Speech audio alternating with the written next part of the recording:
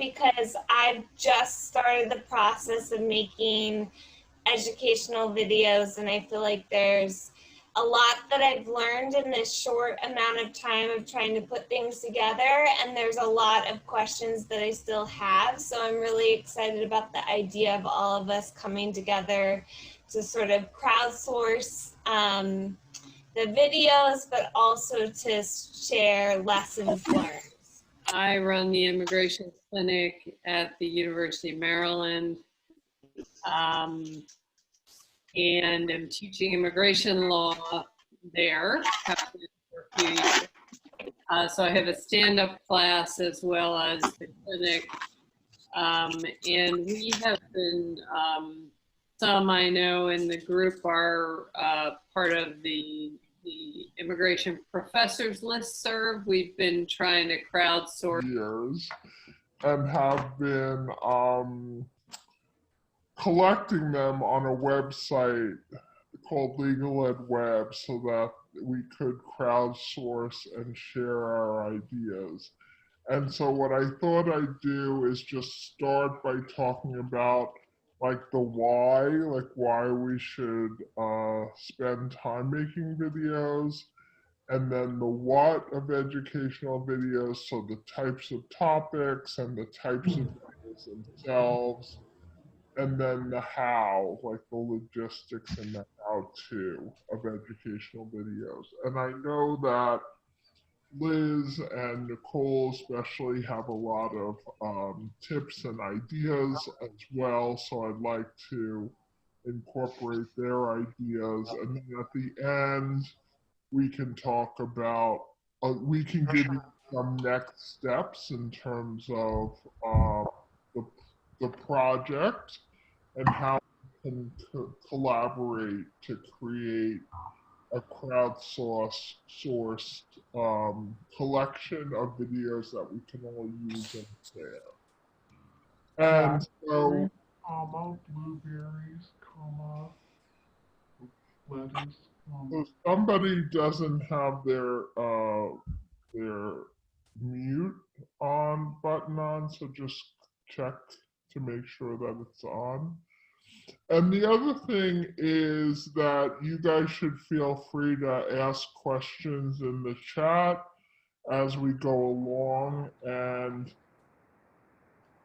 Maureen is going to be monitoring the chat, and she can interrupt me at any time with questions. I think it's easier to just answer the questions when they come up in the context of the presentation. So in terms of why educational videos, so I think that there are at least 5 reasons why we should think about making educational videos. I think it's a really efficient use of your time. It supports student engagement, especially online. It supports student learning. It's easily reused, and it's a way to incorporate others' voices, as Maureen had mentioned. So in terms of an efficient use of your time, like it's an upfront investment in designing and shooting and producing the videos, but it really helps you in it could be agile, like in the sense that you can use it for in-person classes, for online classes, and also for blended.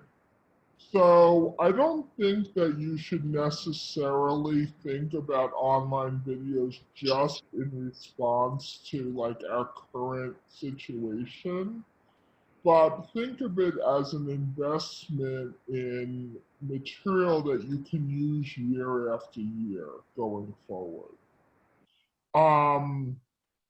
And so really, for me, the guiding question is like, what needs to be taught in person and what could students learn self-paced? And another thing with respect to videos that I've made for clinic is to think about the types of questions that my students ask me year after year, and that I'm always kind of giving them bespoke feedback on.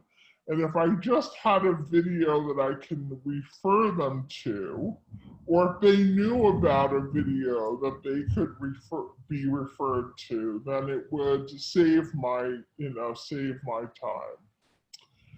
The other thing is that it supports student learning in that, teaching and learning, as I keep saying, are two different verbs by two different sets of actors. And sometimes as a teacher, we assume that just because we said something in class, the students have learned it. And I myself think that way as well. And I'm like, but I taught them that. And what I find with video is that students can, if we think about it from the student's perspective, we can give them resources that then they can refer to when they need it. So it's kind of related to this notion of like just-in-time learning. So like, for example, if there's a video on how to prepare for a court hearing, and that was something that students would learn in the context of their clinic, but then could like watch the night before they went to court. It would be something that's accessible to them when they need it, at the time that they need it. And that supports student learning and student engagement. And, just to think about the fact that in synchronous online classes, as we all know, we've suffered from Zoom fatigue, and so our students will as well. And to recognize that if we transfer things onto video, it's a way to keep students more engaged in the, in the stuff that we need to do synchronously. So we know that like it also supports learning because students can't, we can't keep their attention online. They're distractible. They want to learn at their own pace. And so that's related to that. And then the other thing is that we can easily reuse the video content, as I mentioned. So it's a way of using our time differently. And if we think about creating videos that are modular, that are like short and not necessarily related to other things that we've done in the classroom, then you could use that same video for several different classes. Like, for example, Maureen mentioned that she's teaching immigration law and she's also teaching a clinic.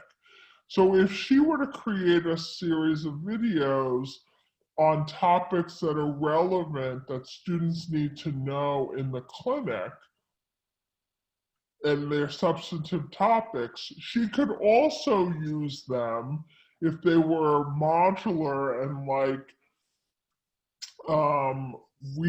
kind of stackable, then she could use them in a class on immigration law and also in her clinic, and reuse year after year for various courses. So that's another reason to think about using video. And then it also allows us to bring in others' perspectives and voices. And I would, as you're starting to think about video and kind of building out a video collection for yourself and also for us to share, to think broadly about the types of voices that you might want to include in your course. Oftentimes we invite people as guest speakers.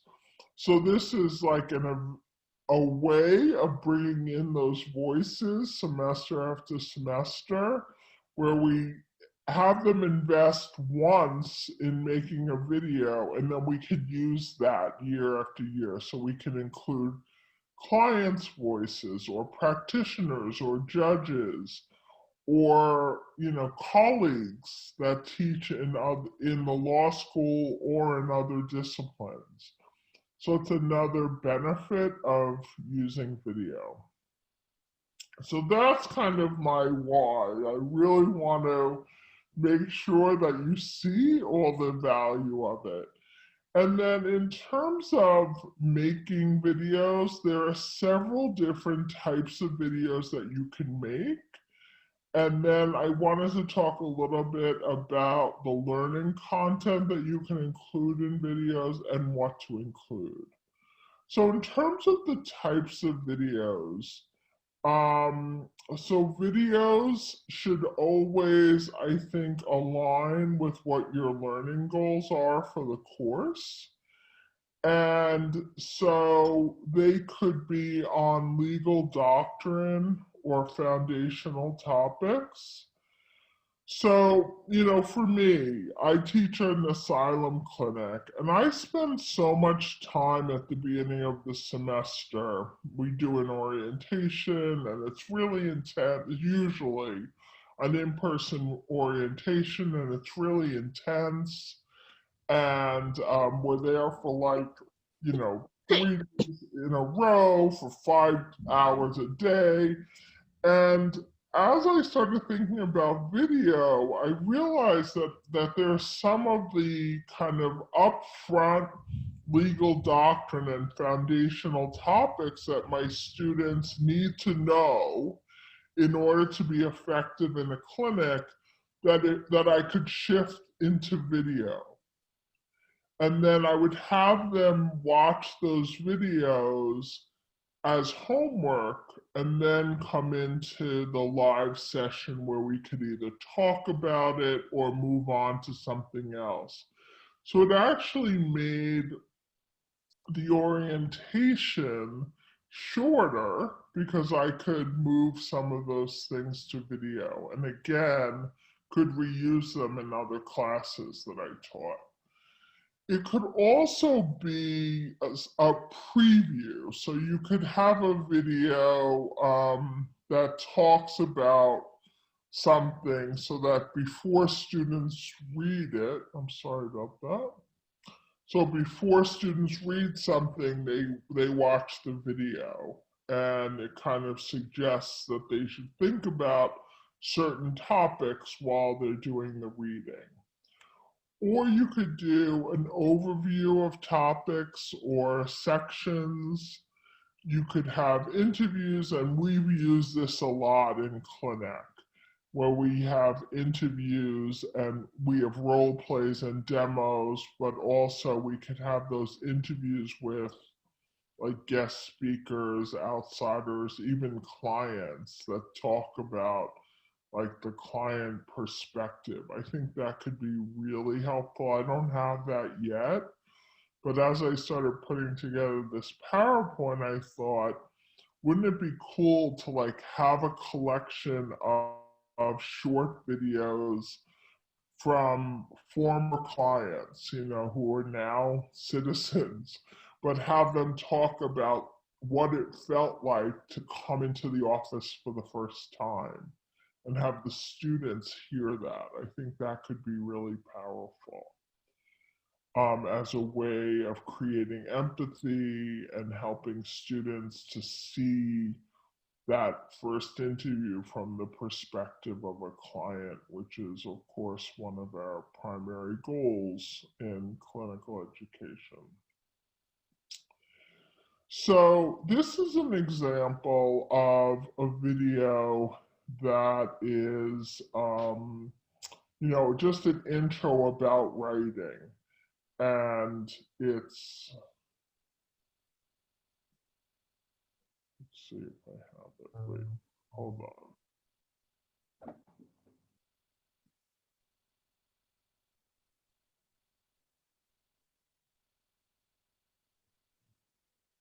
There it is. Is everyone seeing my screen? Yes? Okay. IRAC, or CREAC, or CRECSAC, the building blocks of legal analysis. You may have heard the terms used already in class. What is an IRAC, or a CREAC, or a CRECSAC? This is merely a way to organize your legal analysis. Why do you need to use it? So as you can see, this is an example of a video that was made for legal writing. And another benefit of creating these types of videos is that you can incorporate the voices of your colleagues into your clinic. So they've, the students have learned these topics in 1L legal writing. And then in the clinic, you can give them a video to like remind them of these fundamental things before they engage in legal writing themselves. And so that's an example of a type of video, sorry. And then this is an example of another type of video on confidentiality.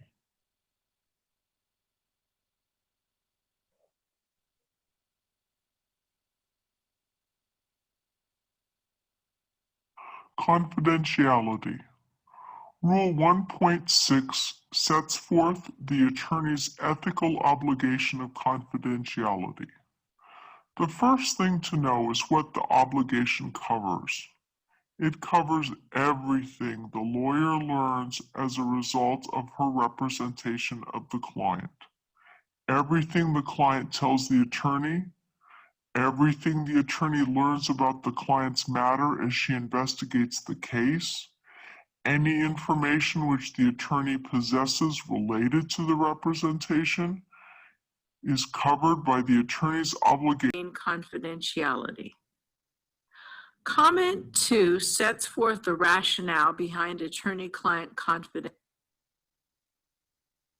So that's another example of a video that you could incorporate into your teaching, or even, have students watch outside of class before they engage, for example, in their first client interview.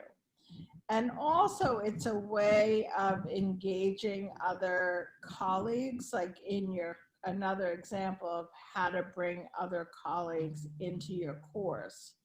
So you could have a colleague who teaches lawyering profession, make videos that they use in their course, and then you could also use them in yours. And so in terms of types of educational videos,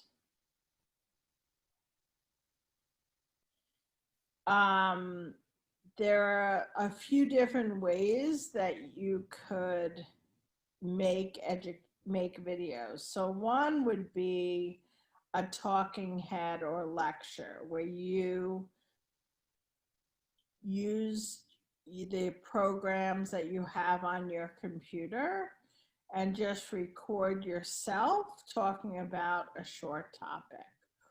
Or you could use, sometimes I use my iPhone because I like the camera in the iPhone, and I could just record a video through the iPhone and then upload it onto my into my learning management system or onto YouTube.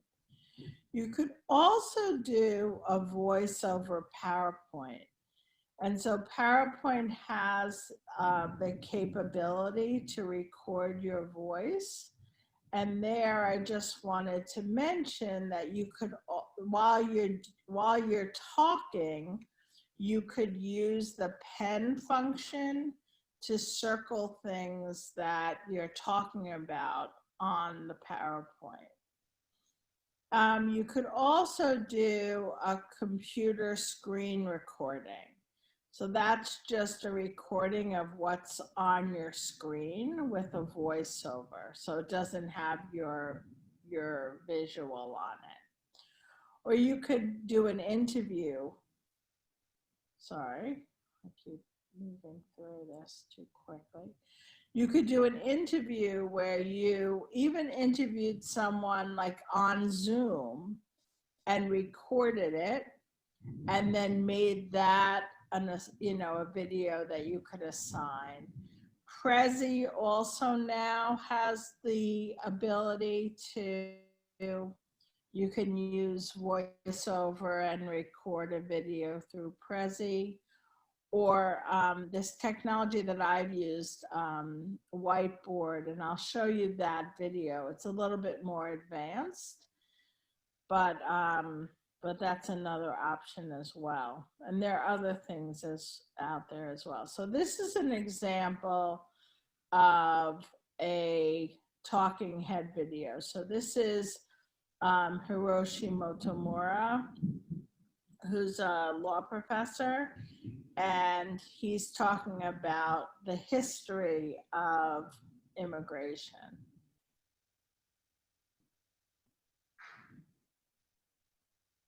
There is a huge fundraising deadline coming up for Senate Democrats, and they need your help right now if they're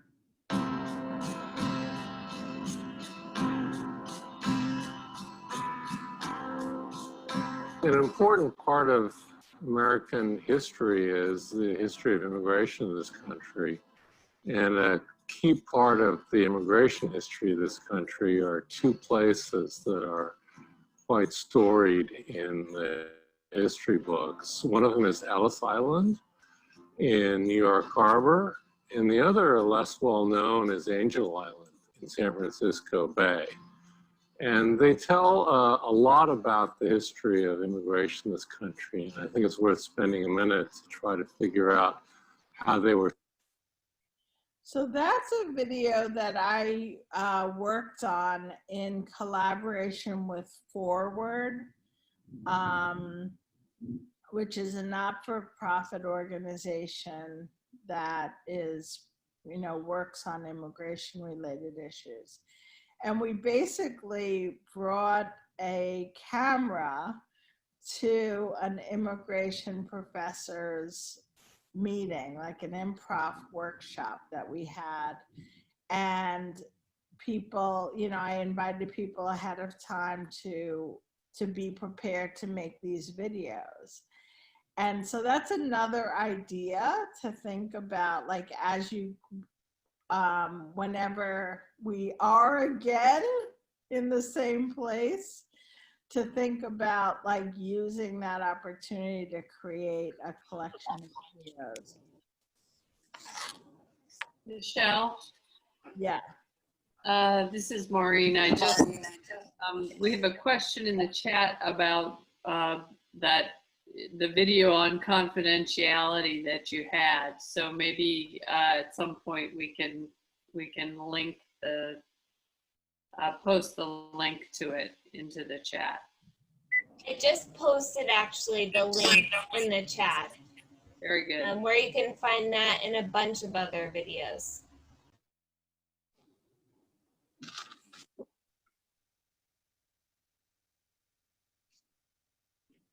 And so this is another example of a talking head video.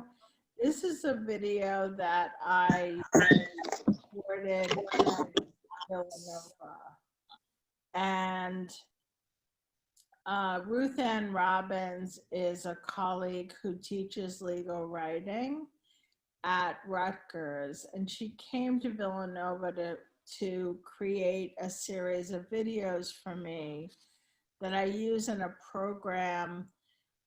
She's an expert in storytelling, And I like to incorporate concepts of storytelling into my clinic course because my students are telling stories through their affidavits, and also we can upload them onto YouTube, and then you won't have to have it on your, that's another way for it not to live on your computer, that you can then have the link and you can incorporate that into your learning. That's a really important point because the data does take up a lot of space on your computers. So this is an example of a video that I created. It's a voiceover PowerPoint. And I decided to use this technology for this particular video because I was teaching students how to analyze a statute. And I wanted to have the text of the statute available for them to look at. And so I used this voiceover PowerPoint function. Let me see if I can get to that.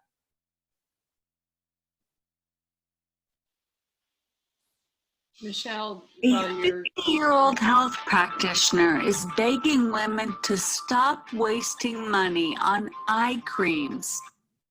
Sorry. no, that's fine. Just as you're transitioning here, we had a question in the chat about having some kind of a disclaimer that legal information can become outdated, that it shouldn't be relied on as legal advice. So I posted some sample language that we suggested in the improv catalog as that kind of disclaimer. Obviously, you can customize it to your own needs. Yeah. And so this is that voiceover PowerPoint video. Hi, it's Professor Pistone here, and today we're going to talk about analyzing a statute.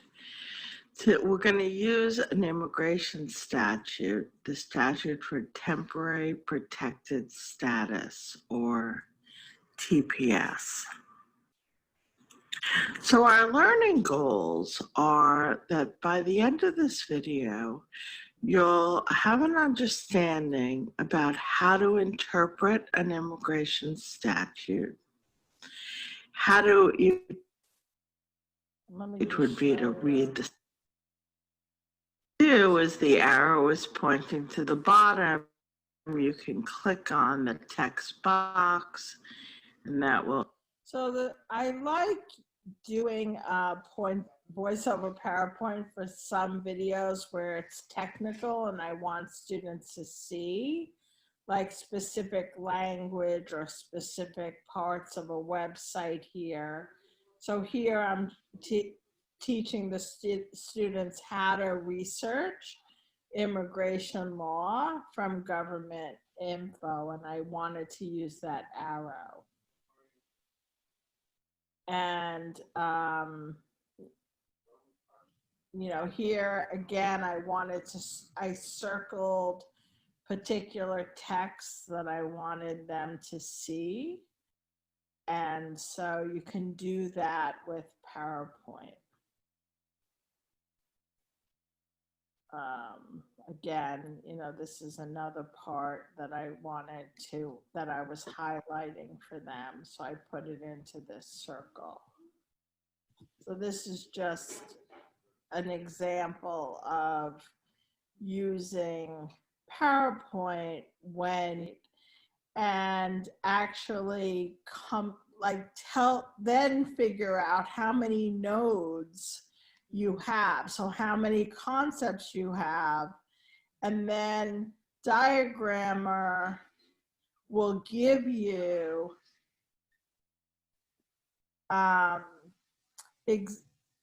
templates that you can use to create a PowerPoint slide using the ideas, the nodes and the flows that you want to use. And then I also just wanted to point out that this is also available in PowerPoint. So if you go to PowerPoint, you can see this different ways that that the ideas relate to each other, and they have some options on PowerPoint, so you wouldn't even have to adopt them from Diagrammer if you wanted to use PowerPoint.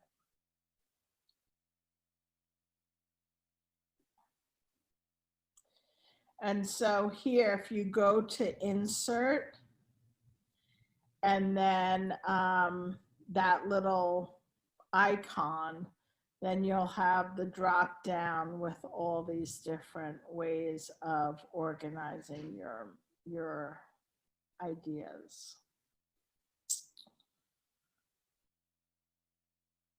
I'm not sure if this is gonna, I don't think I have this video hooked up either. So I might as well just skip over this. I'm sorry, I forgot to hook it up today. So now I just wanted to talk a minute about the logistics of making videos. And I think we have a few more minutes. So again, like, decide your style, conversational or more polished. For me, I prefer having a conversational style because it means I don't have to redo the video more. I can just kind of accept that it's not going to be perfect and just move on. And so maybe it's a way of also letting my personality come through. I usually prepare notes, and you can actually, there are apps that you can upload in your tablet that you can use as a teleprompter. So if you wanted to have your notes, then you could use that as it can move through the notes for you. And again, like Maureen said, if you decide to do that, you want to put the tablet close to where your camera is so that you're looking at the camera while you're reading the notes. And I just learned, and someone else might be familiar with this, that there's a clip that you can attach to your screen that will hold your tablet. And so you can actually connect it to your computer. And then that will help you to keep your focus on the camera. And there was a great suggestion in the chat a couple of minutes ago about using a music stand. If any musicians are out there and have a music stand, that's terrific to place your paper notes or another screen right behind you where you're looking. Yeah, perfect. And then the face in the center I talked about, and I would just recommend that you test the equipment first. I have an example of using a microphone that it wasn't clear. And I got a lot of comments from students in my comments. Next time, check the mic first. So that's my lesson learned for everyone. And then, go ahead. One quick question from the chat is, your opinion on using a Zoom background. Does that give nice consistency or is it boring?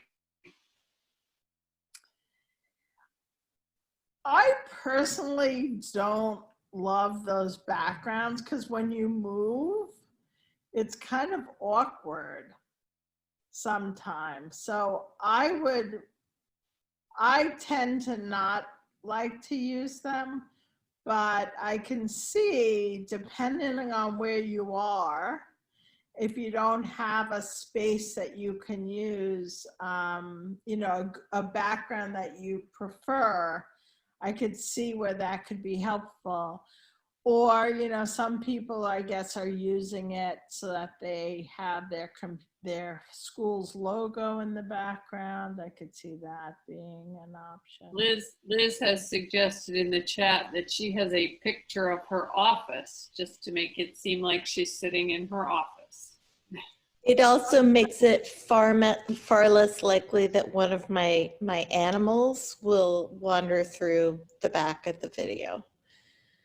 Oh, right. So that's a good point. And then I think for those of you who are using the backgrounds, I think that there are tips to maybe the clothing that you wear. Like you should wear a shirt that has a distinctive color from the background. And I think that way it doesn't like morph into it the way you sometimes see. Is that right? Does anyone know the tip for that? I have seen those tips, but I don't really know them because I haven't used them. Yeah.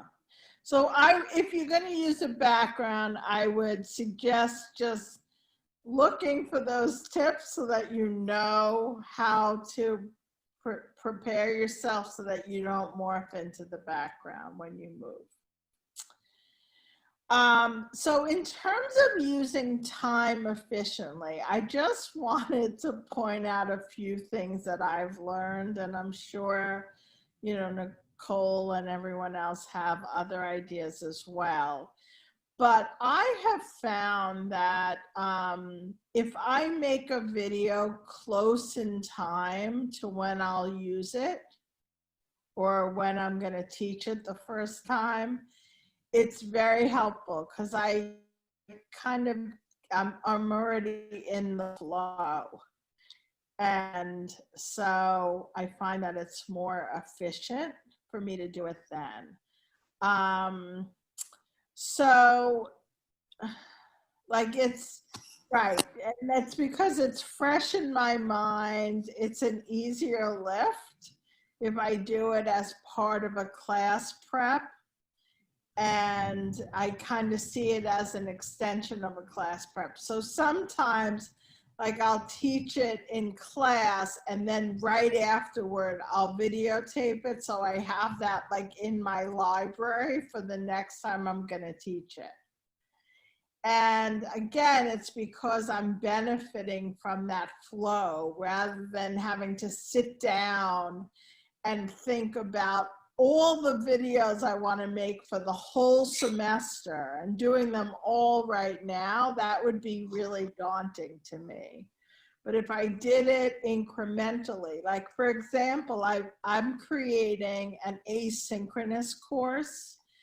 So that course is entirely, you know, like it's running, it's going to start running and I'm not going to be involved. But what I did was I wanted to create a short video at the beginning of each unit so that the students knew what the unit was about.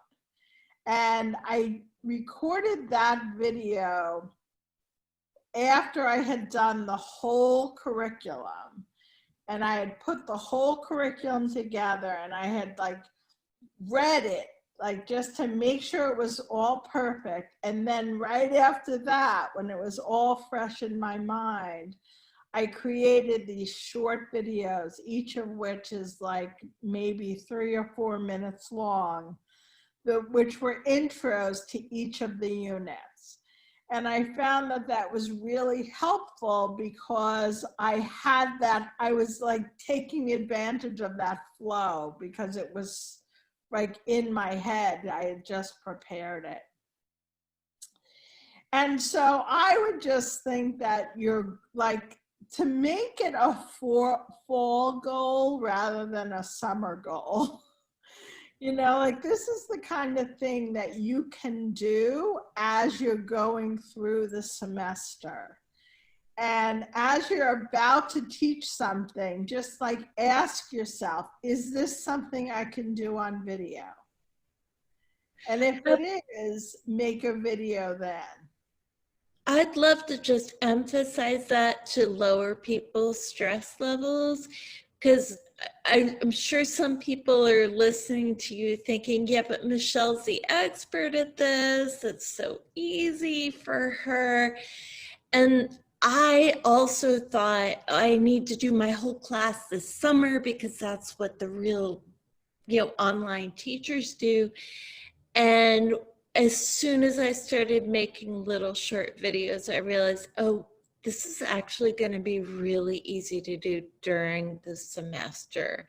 And that goal of getting an entire class onto video by August 24th, I let it go. So to the extent others on the call are really stressed out about having that kind of goal, please listen to what Michelle just said. It's true. Yeah, and I would just emphasize, like, this library hopefully will be accessible for you going forward. So like it's an investment now, but it's going to be helpful. And even for things that you're teaching synchronously, if there's a way to make a video and make it into asynchronous for next time, that's going to be a benefit to you. So another thing that I've done is when so recently I presented. Welcome to another month of character education. My name is Andrew. I'm filling in for Corey because he's out sick and he misses you, and so we really hope that he gets to feeling better. But here you can learn about anything, but the things that we learn about here are called big ideas. A big idea is something that grows inside of you to change the world around you. And I'm glad that you're here today. Kristen?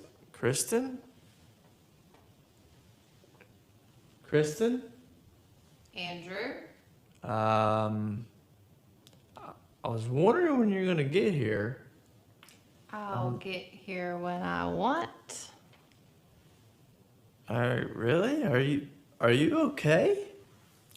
Perfectly fine. Okay, well then I think we should start talking about the big idea like we planned. I have the outline right here. And so we're going to introduce Kristen. Are you okay? Do you have a fever or something? Let me check. Oh my, what just happened? I don't like to be touched. Unless I want to be touched. Why do you have those on? Pause. Isn't it obvious? No. It's not anything we're going to talk about. So let's just get to the big idea. Okay? Okay, Kristen, could you okay, no, she can't.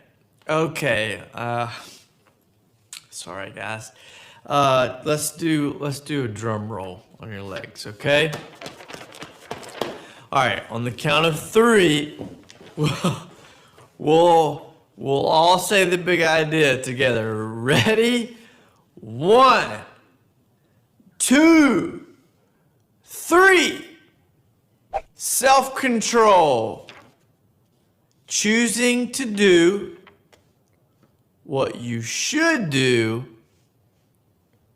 even when you don't want to. You know, we had it all planned here. We were going to talk about how the big idea can help you control your temper and how it would be great if we could all find a way to stop and think, to pause before we lose control. But I guess this is all out the window now, so.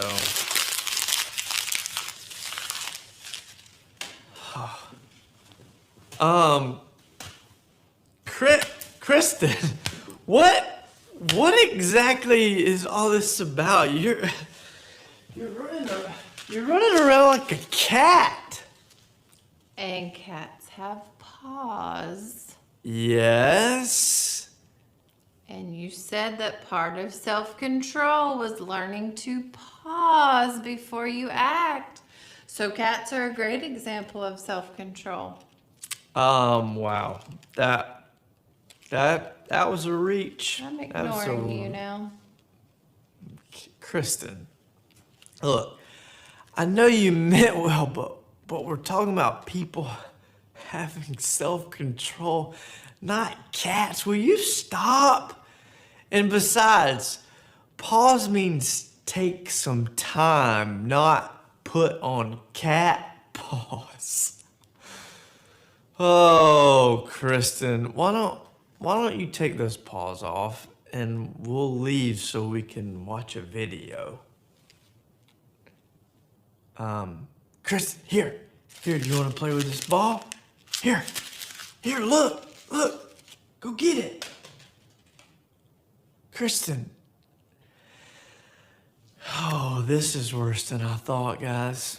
Okay, well, I didn't think that it would have to come to this, but okay.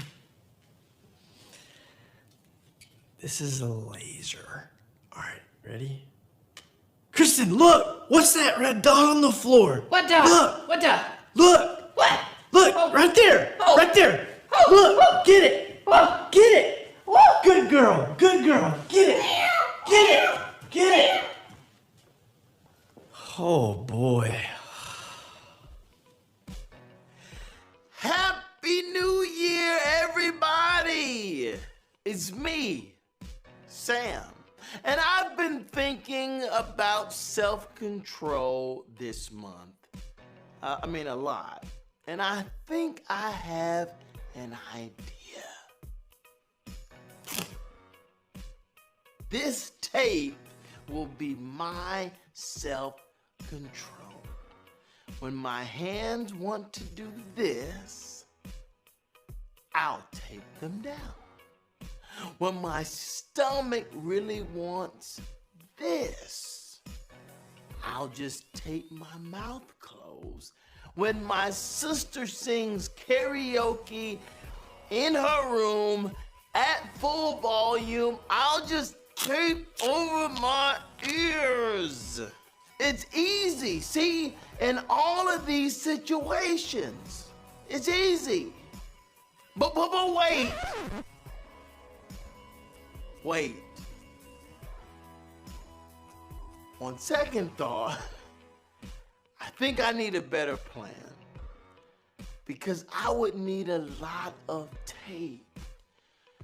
I guess all I need for self-control is myself. You're like, what? I mean, I can choose what to eat, what to play with, even what I hear. And let's be honest, choosing self-control isn't always easy. Go away. But I always have a choice. And now, I hope you'll choose to say it with me again. this month all together. Come on, let's do it. Self-control is choosing to do what you should do, not what you want to do. Come on, one more time. I got it now. Here we go. Self-control is choosing to do what you should do, not what you want to do. See you later.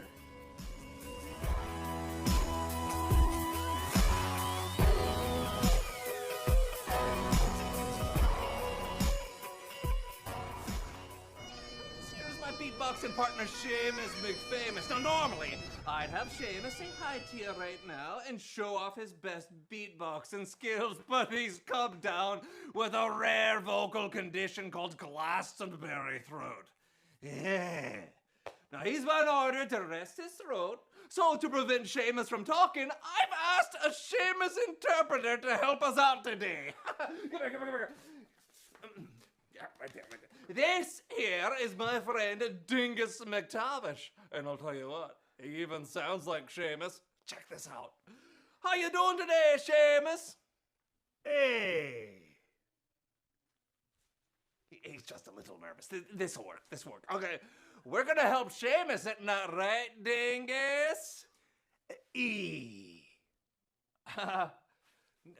No, Seamus. No, you have to have some self-control. It's very important that you do that, all right? Don't. Seamus, do you know what self-control is? Oh. No, Seamus, calm down. You have to have self-control. I have no idea what he's saying. You need to cool your jets before you go cuckoo for Cocoa Puffs, all right?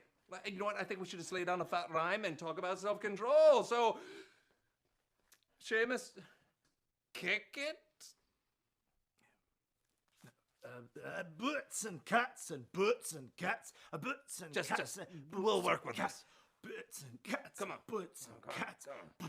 Cats. Boots and cats. Seamus here had lost his voice, but even then he had a choice. Don't speak, the doctors told, but I'm proud of him for choosing to do what he should do, even when he doesn't feel like it. Self-control. Word. Isn't that right, Seamus? You.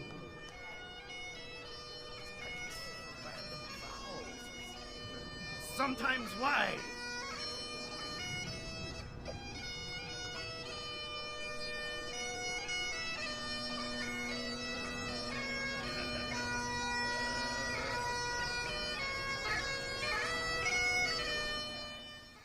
Hey everyone! Like Kristen and I were talking about earlier in our program, this month we're talking about self-control. Choosing to do what you should do even when you don't want to. Why don't you guys repeat this after me? Self-control. Choosing to do what you should do even when you don't want to. If that sounds like it would be hard, well, it is. Sometimes it's hard to practice self-control. It feels like it's not worth it.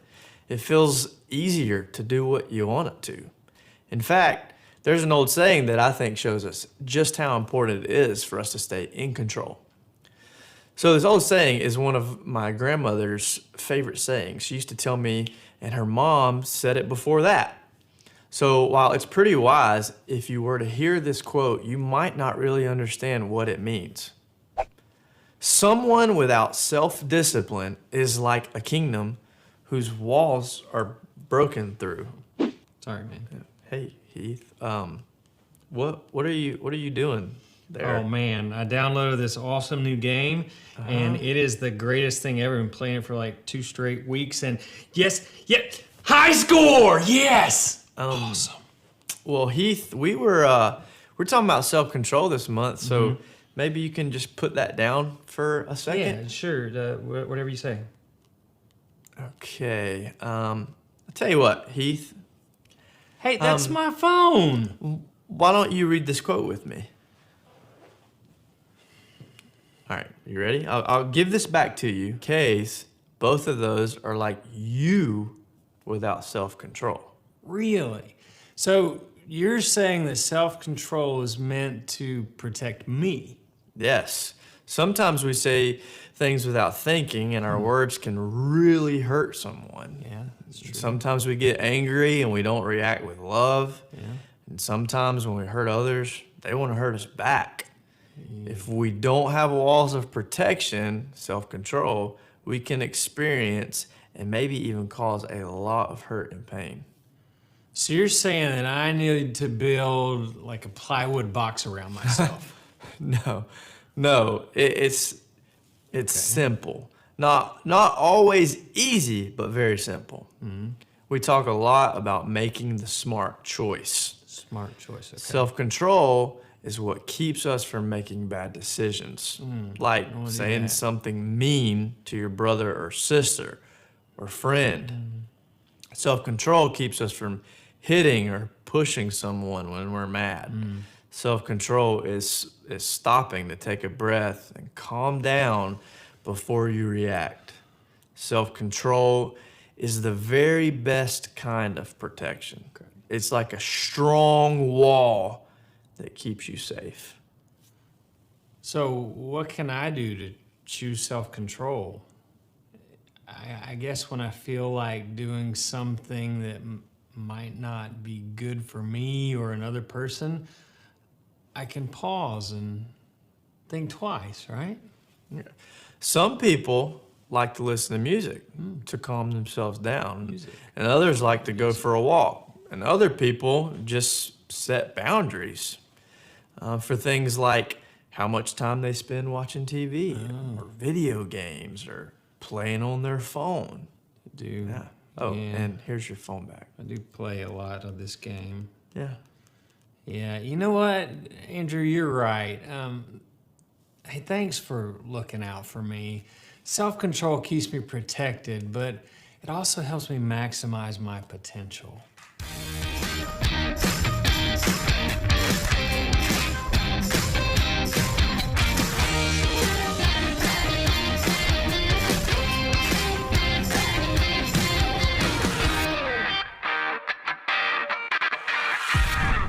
Hey mom, Jordan got like an entire box of donuts and they're seriously incredible. Lawson, how many have you eaten? Like 4 or 5. Ooh, but I haven't had a chocolate one yet. Good idea. Okay, you know we're filming, right? Because I'm Lawson. I can't share donuts through the camera, but I do have this awesome story to tell you about this girl, Nisha, who is my friend Sanjay's little cousin. So Nisha's mom is going back to grad school, so she won't be there for 2 days a week when Nisha gets off the bus. And Nisha has been begging to stay by herself. She's even made an entire court case for it. I'll be totally responsible. And her mom says, I so decree. And Nisha's like, huh? And her mom explains, you can stay by herself. And Nisha's so excited, she throws a parade. But her mom reminds her, text when you get home, and feed the cat, and finish your homework before she can go next door to play with Kenzie. And it all starts out perfectly. Nisha texts her mom right away, and just as she's getting ready to feed the cat and start her homework, Kenzie knocks on the door. And Kenzie wants Nisha to come over and play the new Just Dance to It Like Crazy 8 video game. And Nisha's like, ooh! But then she remembers all her schoolwork and she's like, oh. But then Kenzie explains that dancing is totally like doing PE at home. 1 round. But after 1 round, Nisha's having so much fun, she decides 2 rounds because she'll study for her social studies test tomorrow. So they go again. And pretty soon, Nisha's having so much fun, she doesn't want to stop. And she says 3 rounds because she'll wake up early tomorrow and do her math homework before school. And Kenzie asks, 1 more round? And Nisha says that if they pick a song in Spanish, it'll count as doing Spanish homework. But as they get up, Nisha's mom walks in. And Mom is not happy. And neither is Nisha's hungry cat. Mom was going to take Nisha out for pizza and brownie cake, but now Nisha has to finish her homework instead while Mom serves up leftover liver and onion casserole, ugh, which Nisha feeds to her cat. So kids, remember that dancing games can lead to some terrible things like liver and onion casserole, and that self-control is choosing to do what you should even when you don't want to. Mom, my stomach doesn't feel too good. Yeah.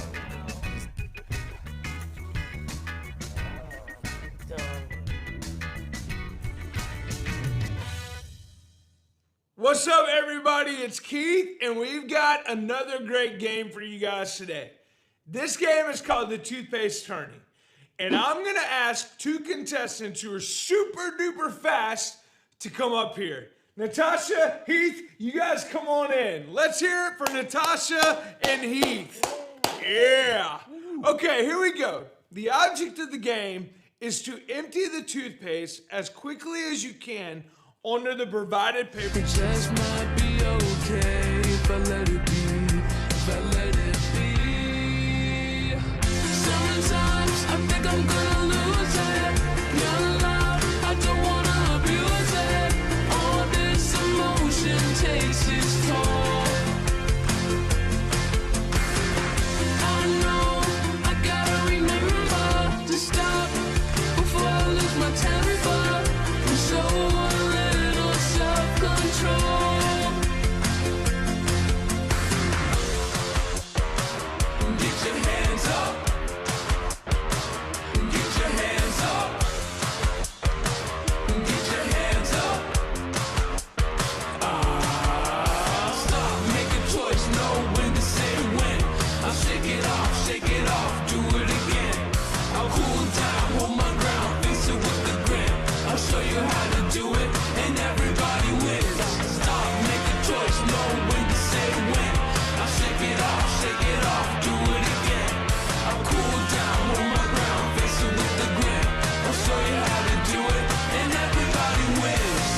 sometimes I think I'm gonna lose it. Your love, I'm not gonna abuse it. All this emotion takes its toll. Sometimes I think I'm gonna lose it. Your love, I don't wanna abuse it. All this emotion takes its toll.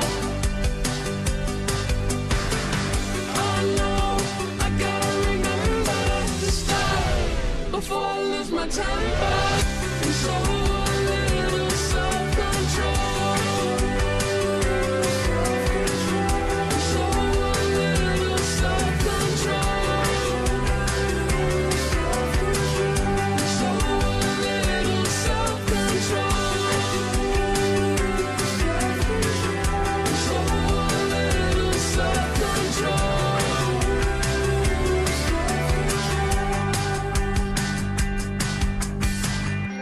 Show a little self-control.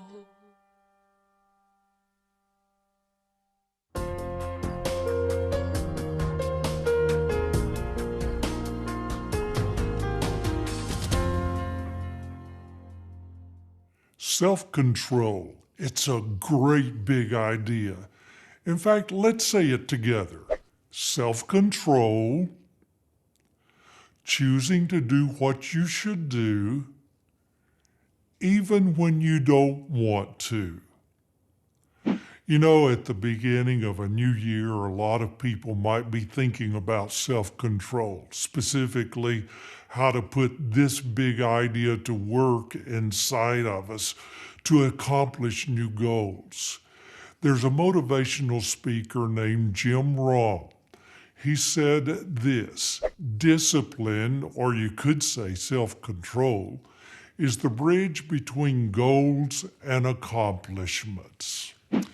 So let's let this yellow balloon represent you.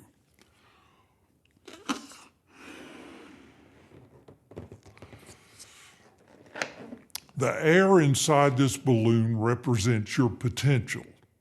Of course, at the beginning of a new year, everyone wants to maximize their potential.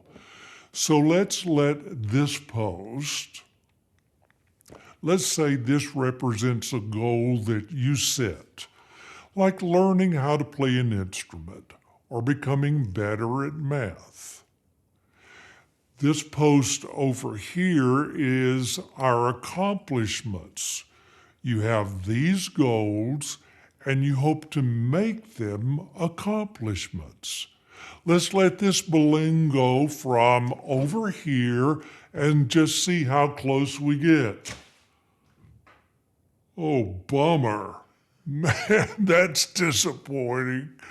And that's how we can feel when we don't have discipline in our lives, okay, or self-control.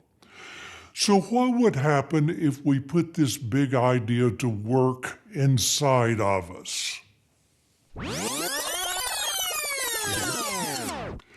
Just like we said earlier, discipline or self-control is the bridge from our goals to our accomplishments. When we practice self-control, and when we do what we should, even when we don't want to, you make your goals actual accomplishments.